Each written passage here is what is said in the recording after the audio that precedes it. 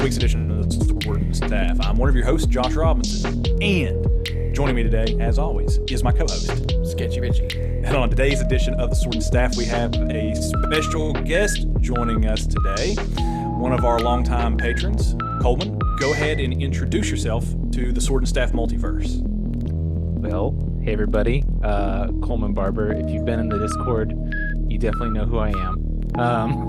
Because I'm in there a lot. You know who he is. Yeah, We pretty much mention him every week. Pretty much. Yeah. My brother-in-law joined recently, and he goes, "Man, I can tell you have a desk job." So I live around the Kansas City area. Live in Bonner Springs, Kansas, specifically. I'm one of the elders at our church, Proclaim Church in Bonner Springs. I go by Footstooled on Twitter, and I design things there, but and then do post mill things there. So there, I got all my references out there that everybody's expecting to hear. Yes. So we can just keep going. I'm also a purveyor of cool garage sale maps, as you can see. Yes, behind me, if you're seeing this on video. And I like to think of myself as a meme connoisseur. I was going to say a connoisseur of shrooms, but okay. We'll do the meme. Oh man. Well, that reminds me. I mustache Ritchie a question. Oh, here we go. Yeah, you got the dad joke here too. Yeah. When's the full on mustache coming back, man? Absolutely never. It's gone. It's so the sad people want it. The people want it. That's right. They just can't have it, and so it's kind of sad. This has never been a democracy. It's true.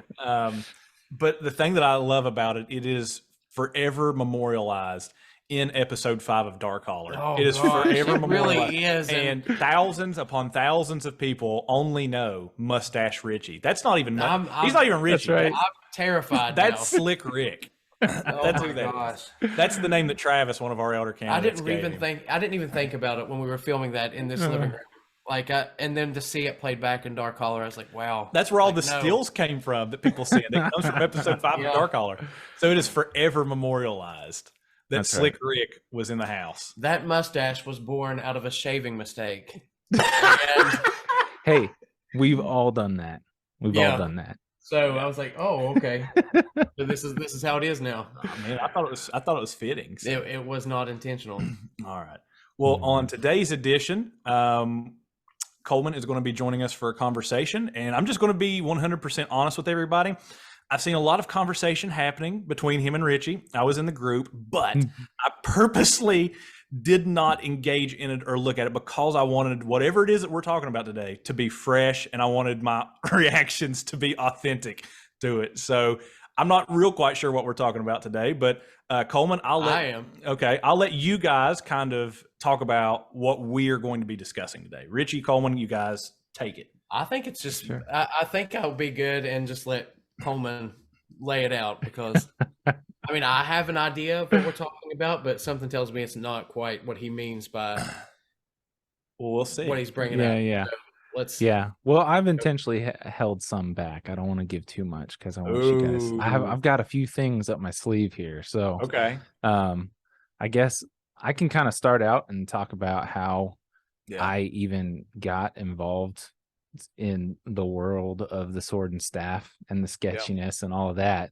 It's dangerous to put me on the spot with surprise content like this. Like, you don't know what I'm going to say. That's true. That's true. Let's do it. Yeah, but go ahead and tell people how you kind of ended up in the sword and staff multiverse. Yeah, so it was kind of by accident. I think, as most people are. I was introduced to kind of the whole divine council worldview to begin with through another podcast, is the Theology Podcast. I think they're friends for most of us, and they did an episode on Unseen Realm by Heiser, and that was kind of the first thing that really piqued my interest. I was in another Facebook group about that podcast, and Joey posted a link on Facebook to you guys, and I started listening to Sword and Staff, started getting really interested in that, listened to some Lord of the Spirits as well, listened to Heiser's Naked Bible podcast, so kind of all these different podcasts within modern day Christendom that are trying to rediscover or recover some of these more enchanted worldviews. And then I started doing some of my own research. I read Spine of Scripture by Non, which is a really good Protestant. It's more reformed and covenantal take on divine council worldviews, which is like just a really sorely lacking space right now. It's pretty concise. So Yeah, all those different things kind of came together for me, just really fleshing all that out. And I'm still fleshing all that out. So this is still kind of new territory for me. So I may say things that aren't true. But I will tell you what I found. So as I was, in the Discord, and, you guys discovered your Serpent Mound and things like that had been lost. We've all been talking about Graham Hancock and Ancient Apocalypse and all these different things, kind of the interconnectedness of things. I was like, man, we don't have anything in Kansas. We don't have hills. We have hills, but we don't have mountains. We don't have anything cool like that. And then I was like, well, I actually don't know that. And so I decided I'm just going to look up Serpent Mound in Kansas. Well, we don't have mountains because we don't have hills. But I did find that we have a bunch of petroglyphs all over the place. Well, kind of all over the place, but we've got a bunch of old Native American petroglyphs. We have a serpent effigy I found. And so through the sleuthing of the Sword and Staff multiverse and, internet research and a couple of library books and things like that, I was able to find some things. So what I wanted to do was kind of tell you a little bit of the story of our, ancient history here in Kansas with the Native Americans, what we have here, how that may or may not be connected to you all. And then, some cool gospel connections as well. So sounds like an awesome plan to me. That's really what I want to talk about. So I found a book. It's called Petroglyphs of the Kansas Smoky Hills, which get their name because of some of the different geological structures that are around there, some of the climate things that are happening, some of the things that are happening with water around there. And so for a large portion of the year, it'll actually look like smoke is rising from these hills. And so that's how we get the name Smoky Hills. But most of our petroglyphs and most of our stuff is found there. And I have a little map here. I'll show you all. Okay. All right. So this is Kansas. He's waited his whole life to do that. I waited my whole life to do know, and if that, it's just glorious, right? So I live back over here. Okay. Where you can see where that hand is. And kind of up there-ish, but this is several hours part away. Of the square of the rectangle. That's right. Yeah, that's right. Okay. So, well, in the larger Kansas map that's up here. Yeah. So, for people who are just listening, I live on the very far east edge of Kansas, right next to Missouri, and all of these petroglyphs are found right smack in the middle of Kansas, and that's actually pretty important. So. There's on this map, you can see there's like a darkened portion, and that's a huge area of sandstone. And so there's this huge sandstone deposit that's right in the middle of Kansas, and that's why we actually have these petroglyphs. That's how they can even be made, because normally things are too rough to be able to carve anything into and that sort of thing. So I'll go back over here. Got all kinds of different petroglyphs of various forms, some of which we will leave unnamed. We've got common things like geometric figures. Anything unnamed. Okay, geometric figures. Okay. Yeah. There's geometric figures, and there's typical. We'll phrase it this way for Ritchie. We'll go halfway. There's typical fertility forms that you see in those. We'll name it that way. Yeah, I'm fully appeased with that. We're good. Okay, there we go. So there's fertility things. There's geometric figures. You've got animals, some of which are normal animals you'd see, some of which are animals that don't appear in nature. Surprise, surprise. You got anthropomorphs, which is like human style figures. What's really interesting is there's these petroglyphs that are just from all over our history, and they're just kind of on top of each other because there wasn't a lot of places to do these. Right. And so you've got some that are real old and they're basic stick figures, and they've got, you know, spears and things like that. And then you have some that are a little newer, and they've got like European soldiers with you know, the like metal hats and things like that, the helmets So that the some of them conquistadors would have. so some of them are probably older, and then some of them are contact era petroglyphs. Right, exactly. So it's really, really difficult because Kansas is pretty flat and there's so limited amounts of space to do these things. Things get weathered pretty quickly, and it's really, really difficult to date anything in Kansas. And so they have really no idea how old these things are.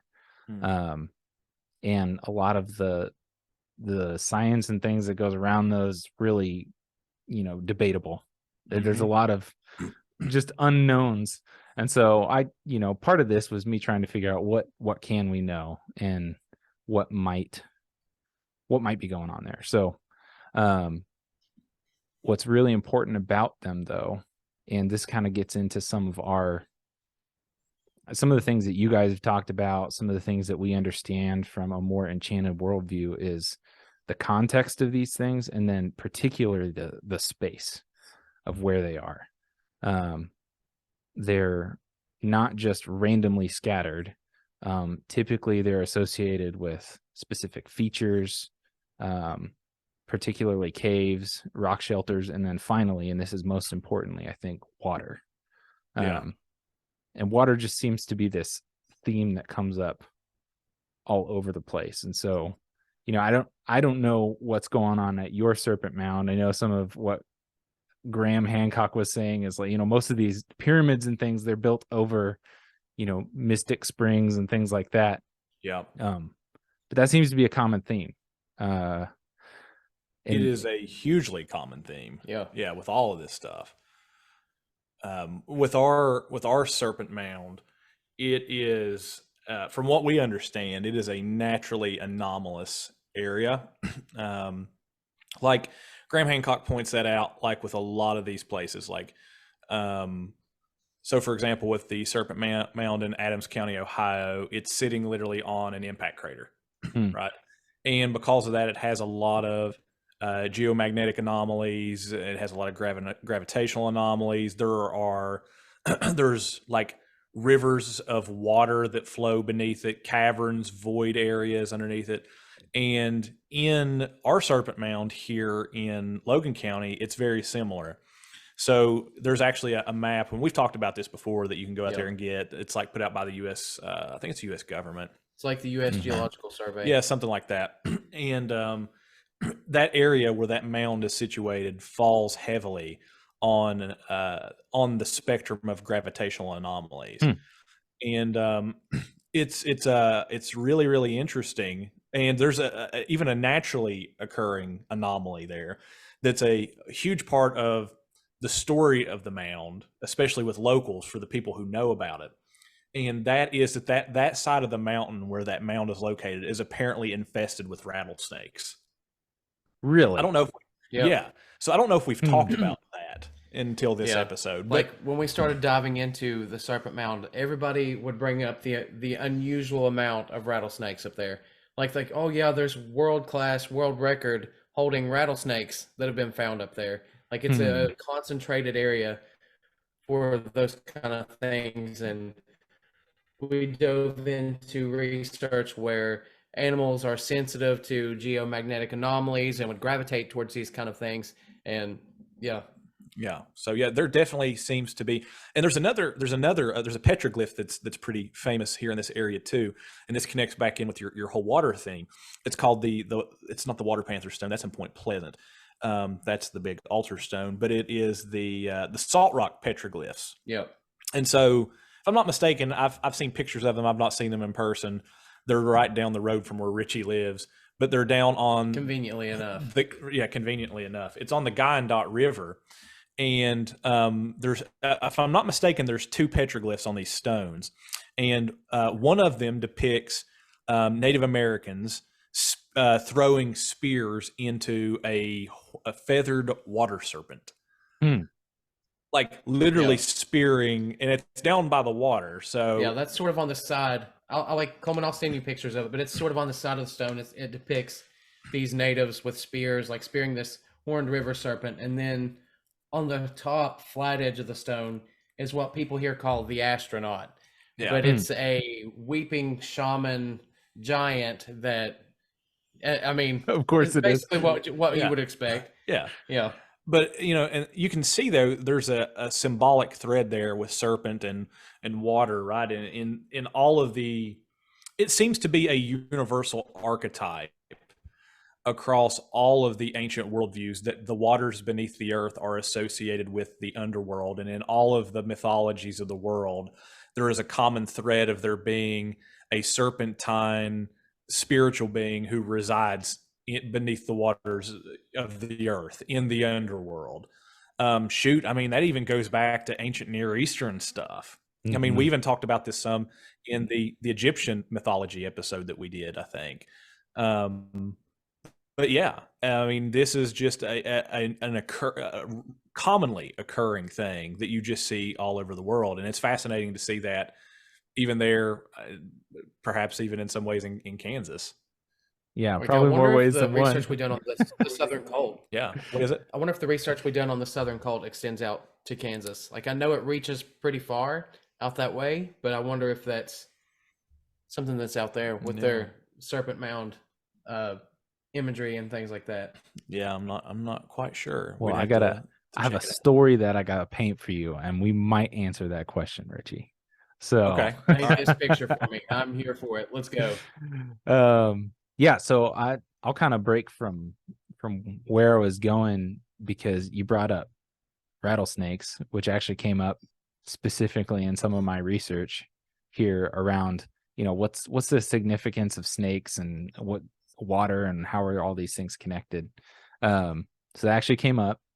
The Native Americans who lived in this area around the times that they think that these things were created. Obviously, we don't know all of it, but there's probably some cultural similarities, at least, between the different folks who were living in the area and moving through the area.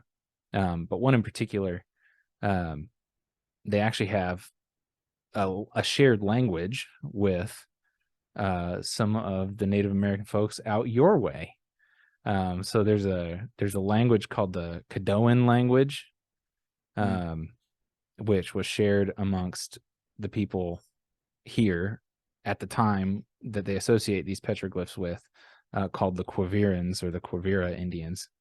And then I think they share the same language with the Pawnee out your way. And so there's a bunch of shared mythology. That's one of the things that I learned that was fascinating me. And maybe I'm just nerding out because I'm a language guy, but so much of the mythology and the culture is directly related to language and whether or not you shared it. And that's where all of these myths and legends and things come from and are shared, which makes sense because you have to have a shared language to be able to communicate those things. Long story short though, as I was going through those things, one of the old myths that I stumbled upon had to do with rattlesnakes. And it was like, don't step on a rattlesnake when you're out in the field, because the rattlesnake is the one who controls the water, right? And so there's this direct link to snakes and the control of water. And, there's some speculation on, well, they come from under the earth. And so, people would think, well, it comes from under the earth, so it's part of the underworld. That's where the water is and all those things.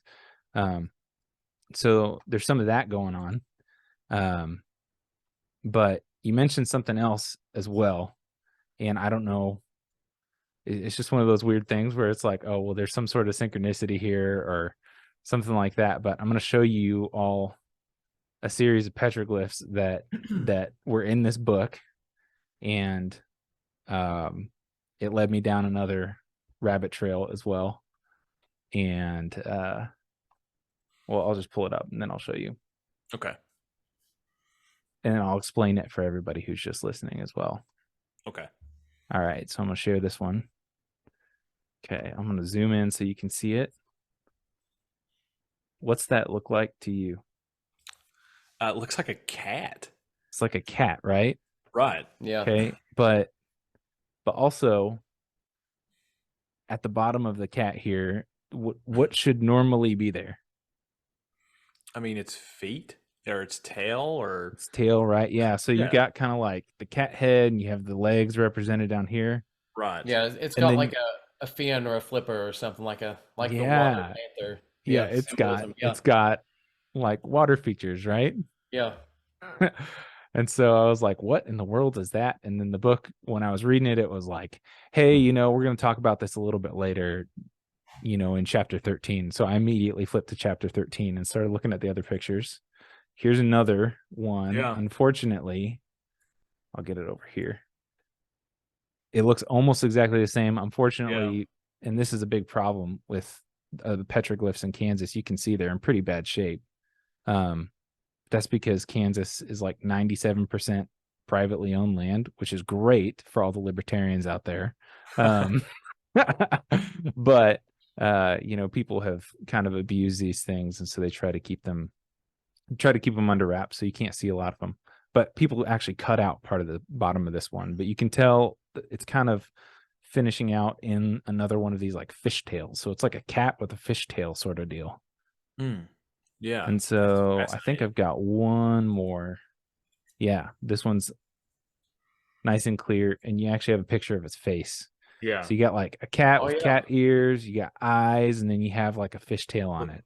Flipper tail there. That's right. And so I started researching this, and I was like, what is this? And let me find the actual excerpt from the book, because I think they'll say it better.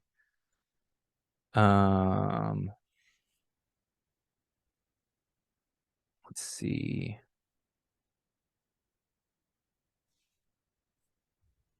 I got to find the exact spot. I have a quote here. No, you're good.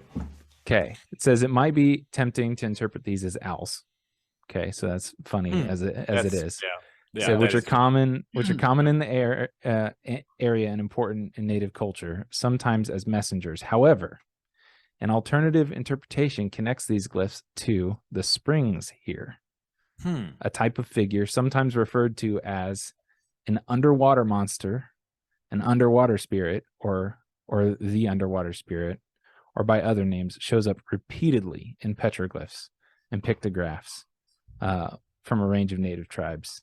And so this book actually supports the idea that peppered throughout all these petroglyphs, we have this water cat. And so when you guys just said, there's the water panther stone out by you, and it's got all these associations with water and snakes and all of those things, I was like, oh man, this is just like even more tightly bound than I thought. So yeah.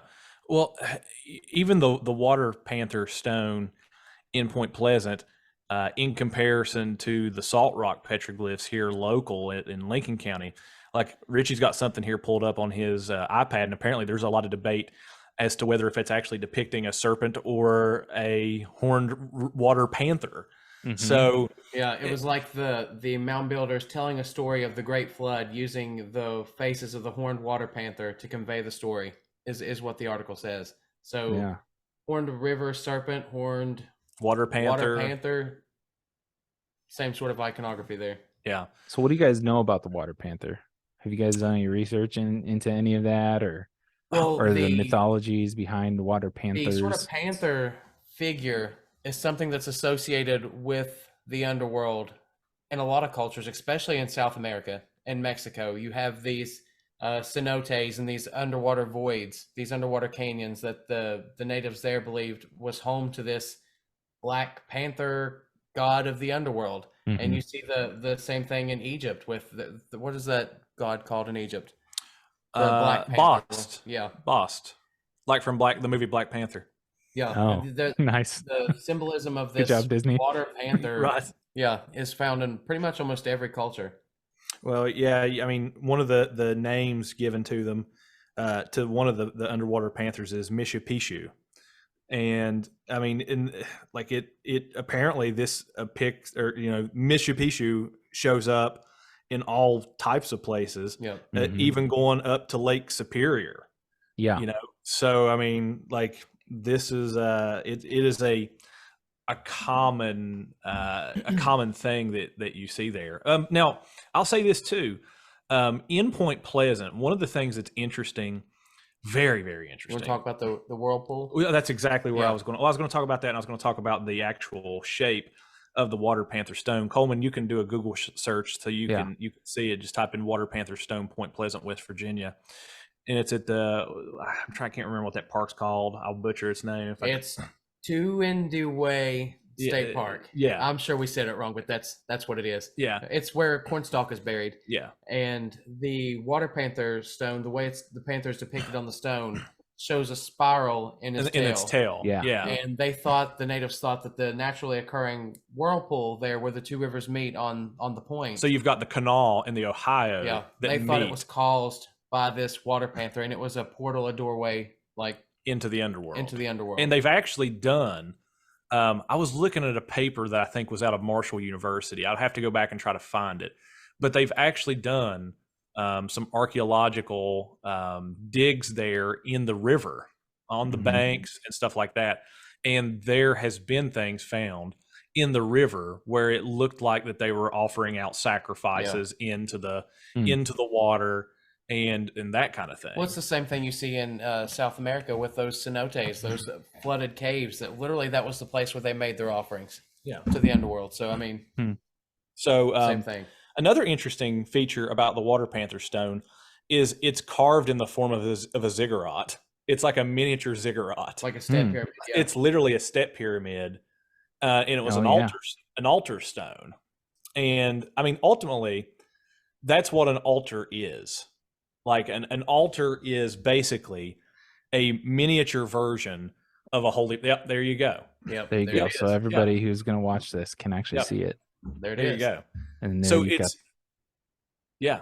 Go ahead. Yeah, I mean, I was just going to say, there's your ziggurat there. Yeah, it's literally like a step pyramid, and basically, I mean, if people don't understand what the purpose of an altar is, I mean, an altar is basically like a miniature version of a holy mountain, right? So I mean, if you like read James Jordan, he points this out.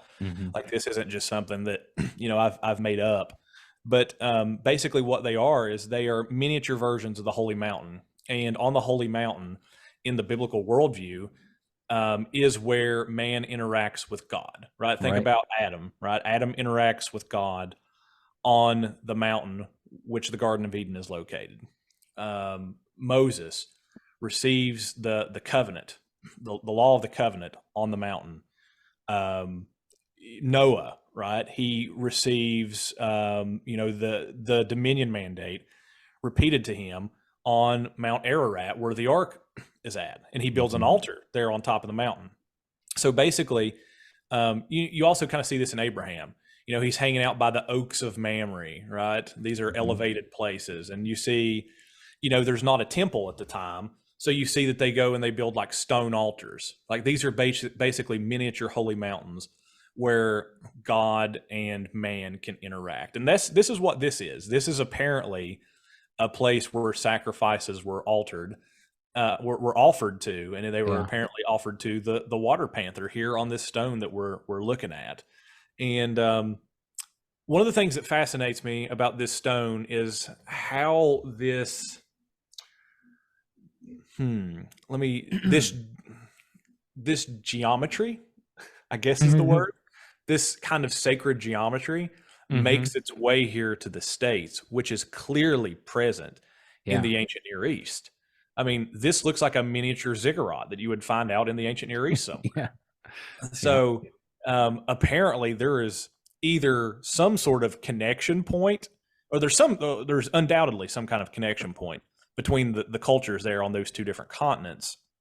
But I guess the question is was there, were they literally, was there some kind of place where those people were able to come over here, or were they, you know, just a shared ancient worldview that everybody had? You know, so that's one of the questions I've been pondering a lot lately and thinking about. But yeah, the water panther stone is, I think, a fascinating piece of evidence that shows that there is some kind of cultural connection here between these peoples. I bet, you know, if, according to Graham Hancock, I bet that if we just did our best to date it, it would probably date back to just around the time of the last ice age. Just after watching, you know, Ancient Apocalypse. Right. It's a joke my Yeah. wife and I have about things now. Yeah. Everything's dated back to just around the last ice age. Yeah. It's just around the time of the last ice age. Just That's right. the time of the global flood, but okay. That's right. Cool. Well, that makes total sense. You know, in Kansas, we have a little bit of, and there's not clear evidence of like animal or human sacrifice in like the petroglyphs that we have, but there is evidence of some other things. So I'm gonna pull up another one here and let you look at this and see if you can figure out what's going on with it. So here we've got a petroglyph. You can see there's like a big zigzag in it because of course there is. That's normal. You know, in my mind, I'm going, that's got to be a serpent. But you can see a little guy here. He's got his big long spear and things like that. But the reason why this picture is interesting and gives us a little bit of understanding of what was going on with these places, these petroglyphs being near or around, you know, springs of water, things like that, that they had a purpose. They weren't just random. You can see all over this picture, there's all these little pock marks. And Richie, you got any idea what that comes from? All these little pock marks. Okay. So what would happen is the shamans would go to these places and they would, you know, do whatever ritual they were going to do.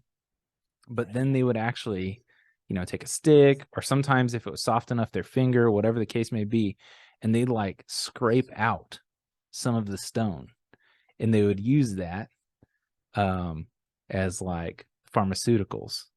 And so again, we see, you know, pharmakia and drugs and witchcraft all wrapped up together because, you know, that's also this crazy universal thing that we, so you see, know, Coleman, this level of sketchiness, even in your neck of the woods, I mean, that's your right. neck of the plains, the prairie, whatever it is out there, That's you know, right. got tornadoes and psychedelics, it seems. So That's right.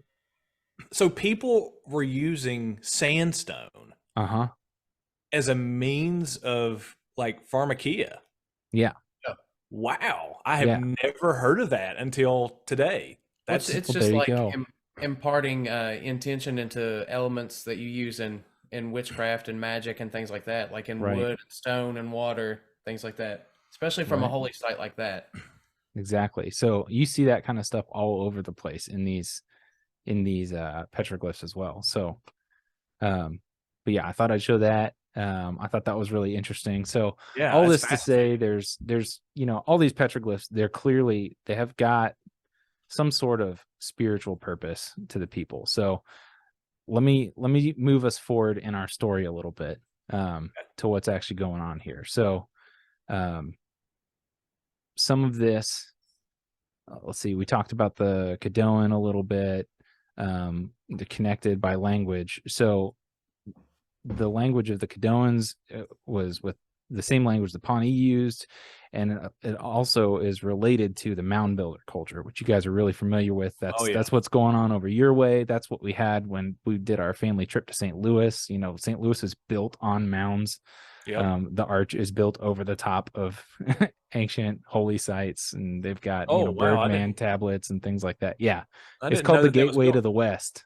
Oh wow, that's fascinating. I didn't know. Yeah, so mound builder culture is real heavy just to the east of us, and then, you know, all up in your neck of the woods, but we don't really have mounds around here. And so there is this shared history and mythology through language, though, with, as I mentioned, the Quivira people who inhabited Kansas, and, you know,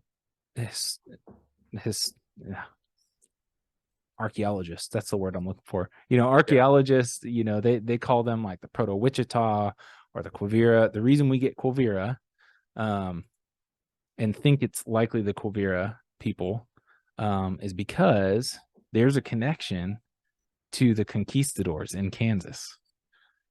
Did you know that? Wow.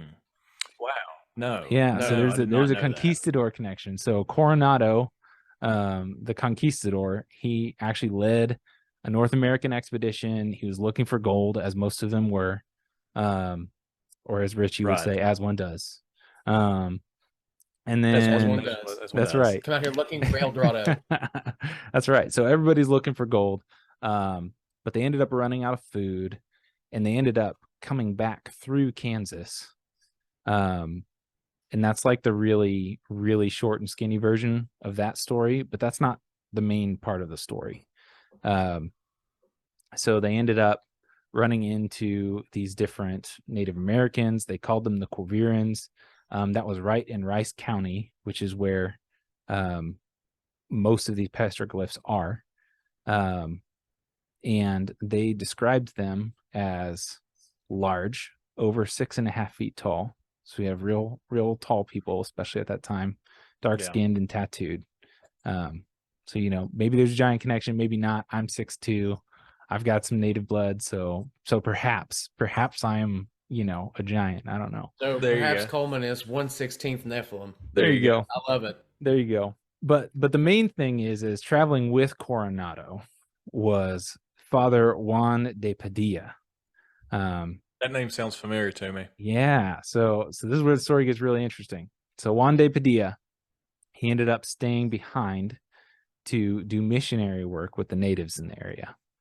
And here's a little excerpt about him. It says, soon after the Spaniards departed, Padilla and the Portuguese set off in search of the country of the Grand Quivira, where the former understood there were innumerable souls to be saved. So Coronado was after gold, Padilla was after souls. Right. Okay. Yeah. So after traveling several days, they reached a large settlement in the Quivira country. The Indians came out to receive them in battle array. When the friar, knowing their intentions, told the Portuguese and his attendants to flee, while he would await their coming, in order that they might vent their fury on him as the others ran. The others fled to a height within view and saw what happened to their friar. Padilla awaited their coming upon his knees, and when they arrived, he was immediately killed. Okay, so why am I telling you this story? This is really interesting. Okay, Padilla is the very first Christian martyr in what is now the United States. That's why I know him. Yes. Yeah. So this happened in Rice County, where all these petroglyphs and things are, and there's kind of there's a connection here that's coming up. But he was the very first Christian martyr in what we call the United States. And what's really interesting is just on the west side of town, the Knights of Columbus they've erected, in the 50s erected a giant cross that commemorates him, because that was the first place that a cross was placed by Father Padilla, and according to legend. And that happened 70 years before the Pilgrims came to the New World. So he was actually the first missionary to the area and the first martyr before the Pilgrims even came. And so this is what's really important. He's commemorated and known as putting up the first cross and being killed just to the west of Lyons, Kansas. Okay. Just to the right of Lyons, Kansas is this, our Serpent Mound. Or no, just to the east of Lyons, Kansas is our Serpent Mound. So on the west side of Lyons was the first cross in the area. On the east side is the Serpent. Wow. Okay? Wow. Yeah. Which is just like Yeah, mind-blowing. So on the nose. Right? It's the cross versus the serpent. Yes. Yeah. which is really interesting. And it kind of gets into, the whole culture, because I'll show you. Let me get the picture pulled up. This is, you were talking about connections. Yeah. This is a map of the Adena and the Hopwell and the area that they grew things, but also where their holy sites were. And you can see right here in Kansas, the spread stops. They no longer have any more temples to the west of Lyons, Kansas, where the cross was put. Wow.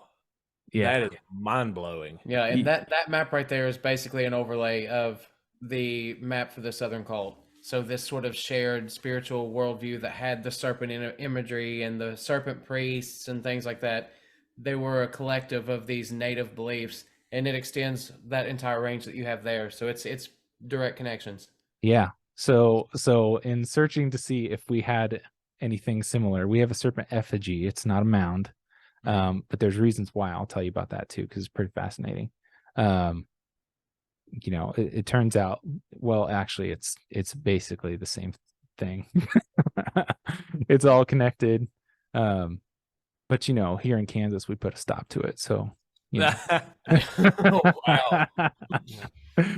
you gotta get the we jokes put in that there. cross in the ground and said here but no further. That's no right. more. That's right.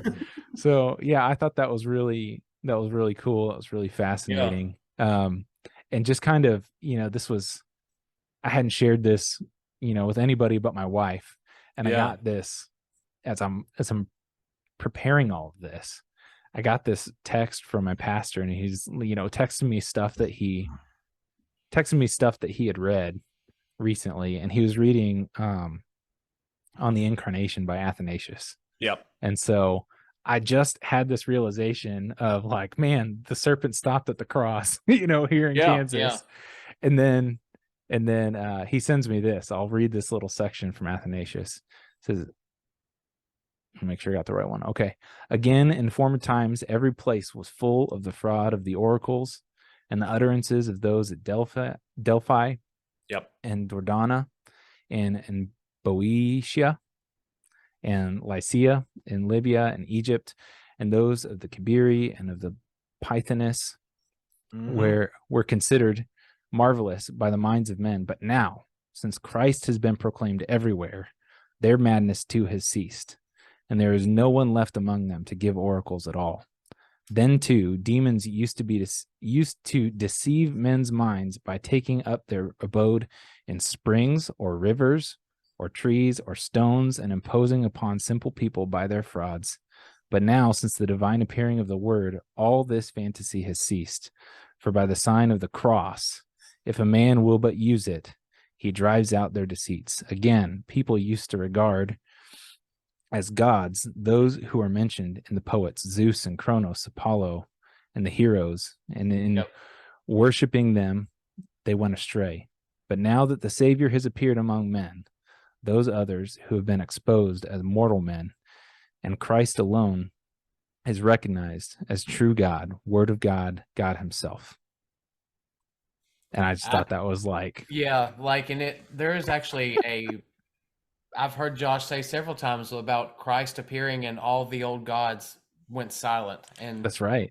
Yeah, I've talked about that, and a lot of people have asked for sources, and that's one of them. I actually have run across that quote before, and I'm glad that you brought it up tonight because I couldn't remember exactly who it was that said it and where it was at. But I actually have here one that I found in the Discord server that I dropped not too long ago, and this is the last pronouncement that it fits in perfectly with what you're saying and what with what Saint is it Athanasius? Yeah. That's awesome. What he says too. So basically, with the whole Oracle of Delphi thing, the one of the priestess there, her name was Pythia.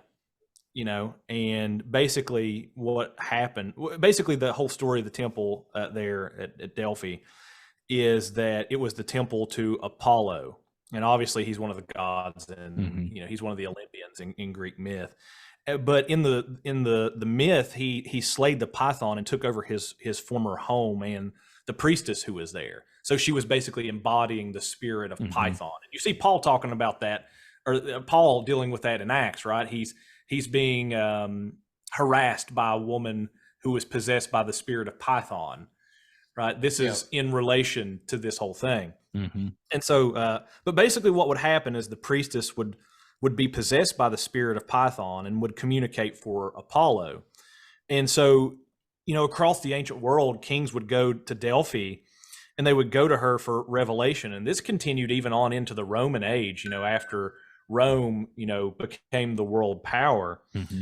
And so in 362 AD, this is after Constantine became the first Christian Caesar, there was a Roman emperor who rose up after him named Julian the Apostate. And so Julian basically had apostatized from Christianity, and he tried to restore paganism. And in particular, he had tried to restore the temple at Delphi. And so he sent one day in around 362, he sent a representative there to consult the oracle. And this would be her last pronouncement ever. This is the last words we have from the Oracle of Delphi. And she says, "Tell the emperor that my house has fallen to the ground. Phoebos, the god Apollo, no longer has his house, nor his mantic bay." And so the mantic bay is where she would become mantic and possessed by the spirit of Python. "Nor his prophetic spring, the water has dried up." And so it's like the old god that used to live there and possess people in the Mantic Bay and that would possess her. It was gone. Christ in the kingdom came in and, well, to steal a line from you here, he footstooled the pagan gods. There we go. Right. And made a mockery out of them. And obviously this connects in with the gospel, and seeing that aspect of the gospel triumphing in Kansas is are we selling post-millennialism now? It feels like. Are we selling? Yeah. We absolutely are. But it's fascinating. Bottle it up and slap Coleman's Footstooled on it. This is almost like the secret history of Kansas that nobody knows. But to see how it fits in with this worldview, it's fascinating because I didn't know that about the cross there, but I think that fits in perfectly with what we've been saying. Well, I mean, the story of the cross driving out the serpent is all over the world. You see St. Patrick coming to Ireland and driving the serpents out of Ireland. You see St. Columba literally going toe to toe with the serpent Loch Ness monster. Like there's a story of him literally rebuking the Loch Ness monster and disappearing. But here's the thing that I love about this. We've been talking about these stories. I've been throwing this out there for a long time that, like, hey, this isn't some idea that I came up with, that the old gods just stopped speaking. Like, this is a historical thing that Christians have said for a very long time. But the thing that I love about the story that you're telling today, Coleman, is it shows how the places that we live participate in this same story. Right? That this story doesn't just stop over there with the gods on that continent, but that this same gospel of the kingdom spread here as well. And the old gods that used to reside here also could not pass anymore. It's like Gandalf, throwing down the staff to the Balrog saying, "You shall not pass." And that's exactly what happened in Kansas whenever, the martyred saint there, put down the cross. Like it's just fascinating to see how our own stories here and our own histories participate in this grand cosmic story. So what's fascinating, you're talking about the secret history of Kansas, is I was struggling to figure out where this thing was, and some folks in the Discord helped me out, but I also I joined the Lions Kansas like community board on Facebook, just so I could gather some information. I was like, hey, does anybody know where this is? You would not believe the amount of people that are like, I had no idea this even existed. Oh yeah. It's like in their town, like literally someone's backyard. And they just didn't even have an idea. They've got a museum in there. A couple of people tagged that museum. There were a bunch of folks, because they did some research on it in the 80s, and then it's just basically nothing. Like nothing has come from it. And you have all these folks that are like, oh yeah, I went on a field trip there when I was in first grade, and we went and saw it and that sort of thing. But everybody else just was like, I didn't even know this was a thing. This There's really actually cool.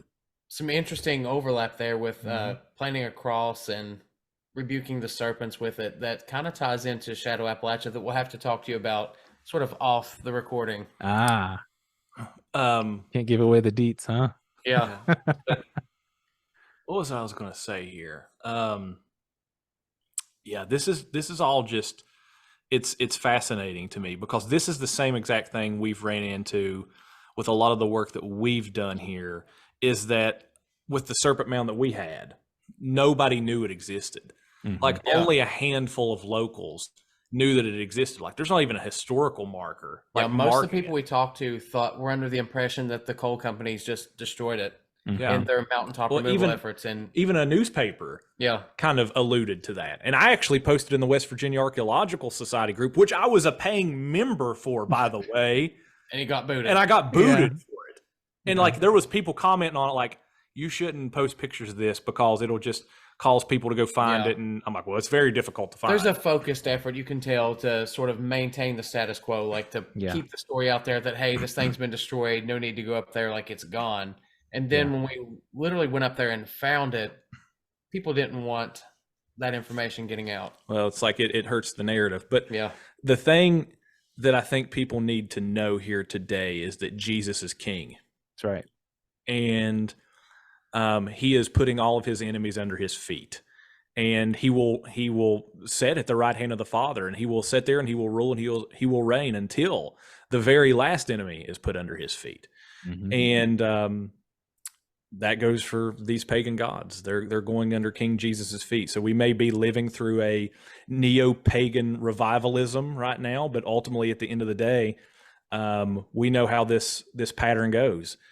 Paganism was footstooled once before. It'll get footstooled once again as well. And we get to participate in that. And one of the ways that we participate in this, in a very important way, that a lot of people I don't think realize, is by telling these stories. Right.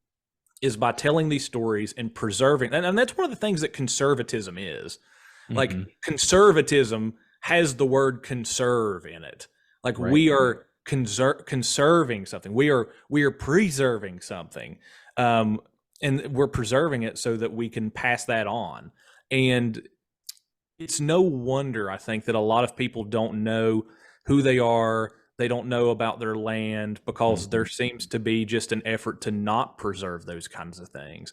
But if there's one thing that I can say, and I'm not saying this to toot our own horn, because God knows I'm not a fan of that thing. If there's one thing that I think that Sword and Staff has raised an awareness of, it is that the place that you live and the story of that place is very important.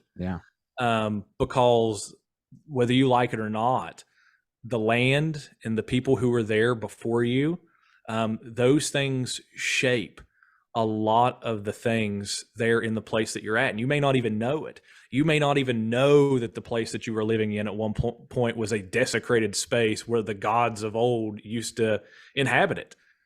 And that's got a lot of spiritual ramifications to it and a lot of spiritual consequences to it.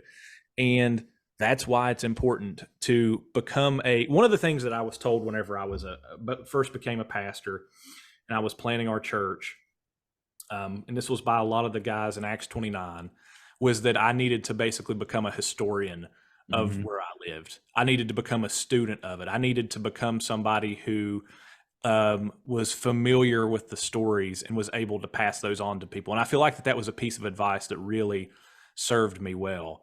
And I think that having that kind of access to these stories and the resources that we do and that kind of stuff, it's really helped a lot of people come to understand where they live a lot better and why things may be the way that they are and what to do about it. And it gives a lot of meaning that was not previously there, because a lot of people just view life as it's this vacuous thing. I'm just a person who just so happened to be born in this place, and whatever. There's no meaning to it all. But no, there is. There's great meaning to it, and so we need to all become students of this kind of thing. And even the very place where you live right now, if you're listening, it probably has its own little secret history to it as well that people have forgotten about, and it's important to recover that. This plays a part in re-enchantment as a whole. So you're talking about, you don't know how much, how important where you're born, who you're born to, all of those things really are important. That's one of the things that I've been having conversations lately a lot about, just spoiler alert to everybody who's listening who isn't this, and we can still be friends, but I'm a Calvinist. But thinking about predestination, it's not just that God ordains the ends. It's not just that, but the means I will be a follower, but the means, right? And those means go beyond just the things that we typically think about. Those means go into who you are, your makeup, the heritage behind you. I would not be the person that I am, save for the experiences of my parents, my grandparents. My grandparents were missionaries in Africa for the majority of my life, and growing up. And my papa had all kinds of stories when he was still alive about witch doctors and things like that. And my mom had all kinds of experiences growing up, which I won't get into because this is all public, but but those sorts of things, they actually prepare you for the things you're about to experience. And it's true. It's even here in our little town of Bonner Springs, we got weird stuff going on here too. We're 2 or 3 hours east of the line that Padilla dropped the cross on, right? So there's plenty of things that have happened here, and we face all kinds of spiritual opposition here. I can't get into too many details about it, but we've had run-ins with a local satanic grotto group that thinks they're not doing anything because they think they're atheists, but you don't poke the darkness without it poking back. Absolutely. And those things are, I always think of when people are like, oh, it's harmless, there's nothing going on there, there's nothing behind it. I always think of in the Chronicles of Narnia, because we got to get either Tolkien or Lewis in here, right? It's not Sword and Staff if we're not going there. I always think of the last battle at the very end when you've got these people. I can't remember the guy's name, but there's this one guy, and he's like super loyal to Tash, their god, the god of the Calormans.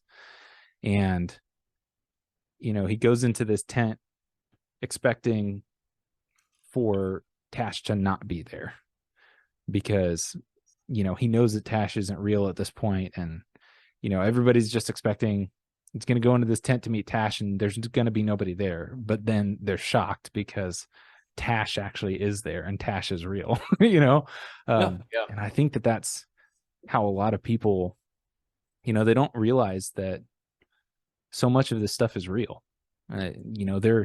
There is this real spiritual reality, and you shouldn't be meddling with it. It's you, if you're going to be, especially as a Christian, if you're going to be dealing with those things, you should be preparing to go to battle, because that's what it's going to be for you if you step across that threshold, to use more enchanted language. So well, I mean, we've said, if we've not said it 100 times, we've not said it at all. The reason why God forbids a lot of the things that he does, like necromancy and divination and all of those types of things, and throughout the scriptures, and sorcery, is not because there's not a danger in it, but because there is. That stuff works. Right. It's real. There is somebody on the other end. And Ritchie's life is a testimony to that. I mean, he dabbled in that for a very, very long time. And so God tells us not to do it for a reason. And he tells us Right. to put on the whole armor of God for a reason. That's right. It's because we wrestle not against flesh and blood, but against the rulers and the principalities and, spiritual forces and in dark places. We are in a fight, whether you want to acknowledge that or not. So you need to prepare yourself for that. Yeah, I remember even being a pagan and telling that to Christians. I was like, that would say, all the stuff you're involved in, it's not real. I was like, do you understand that God in the Bible forbids those practices because they are a real threat, a real danger, they're a real thing. Like, even as a pagan, I understood that. I was on the wrong side of the field there, but I understood like that there was a recognition in Christianity that, hey, these things were very real. Yep. Yeah. All right. Well, Coleman, thank you so much for coming on to this week's edition of the Sword and Staff. Before we sign off, go ahead and tell people where they can follow you at if they want to keep up with you and some of the stuff you're doing. I know that you mentioned some of it earlier, but I'll give you an opportunity to do that again in case they're wanting to follow you on Twitter and the stuff that you're doing. So go ahead and throw that out there. Yeah, well, I mean, the best place is the Discord, of course. So I'm going to give Sword and Staff a plug. So if you're not in the Discord, get there because that's where the memes really fly. I do post a lot of memes on Twitter. The spice flows there. That's right. Yeah. The spice flows there. Nice. That's a Dune reference. Yeah, that's what I wasn't expecting to get into Dune, but here we are. Oh man. Well, I didn't even get into half of the stuff that I had. So we got, maybe there's an uncut somewhere later, but, but anyways, on Twitter, my handle is Footstooled. That's where I do my, spicy post mill stuff and, post memes there as well. I'm on Facebook. You can always add me as a friend. If you're listening to this podcast, we're probably running around in similar groups already. Yeah. And then, I think that's about it. So thanks for having me on. Yeah, no problem at all. It was our pleasure. And I know you've got a little bit of time still yet, so we will do an uncut section at the end of this. So if you want to keep on with what Coleman is presenting here and you're interested in that, you need to head on over to our Patreon at www.patreon.com/Sword and Staff Order. For just $5 a month, you can get the Sword and Staff Uncut. You get conversations like what we're going to have here today, and you get all kinds of bonus content. We drop podcasts there sooner than we do everywhere else, which we're actually going to be revamping the schedule for dropping podcast in 2023. We're going to start releasing Patreon content on Thursdays, dropping it everywhere else on Friday. That way we've got a little bit of a bigger gap between the patrons and everybody else. We've got some other content coming too. We're going to be cranking out some more episodes.